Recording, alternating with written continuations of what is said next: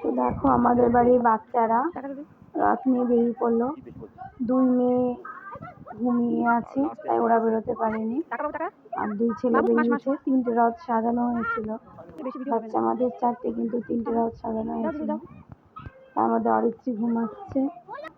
আর দুধ বের করো, বেলুন দিয়ে ছাদটা উপরে, আর 2টো সামনে কলা গাছ দিয়ে রথ সাজিয়েছে বাবু।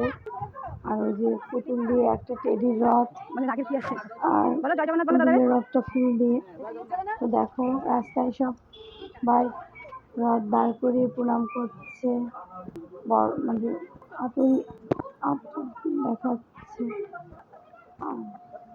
আবার দড়ি ধরে টানছেন।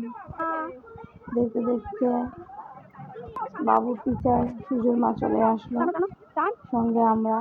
তো এখানে সবাই মিলে প্রতি বছরই একসঙ্গে সবগুলো রথ রাখা হয়, তারপরে একটু ছবি তোলা হয়, তারপরে বৌদি মিষ্টি সন্দেশ খাওয়া, সবার দিদার বাড়িতে যাওয়া। এবারও সব ঠাকুরগুলো রথগুলো এনে এক জায়গায় রাখা হয়েছে। এটা দেখা যাচ্ছে রথ।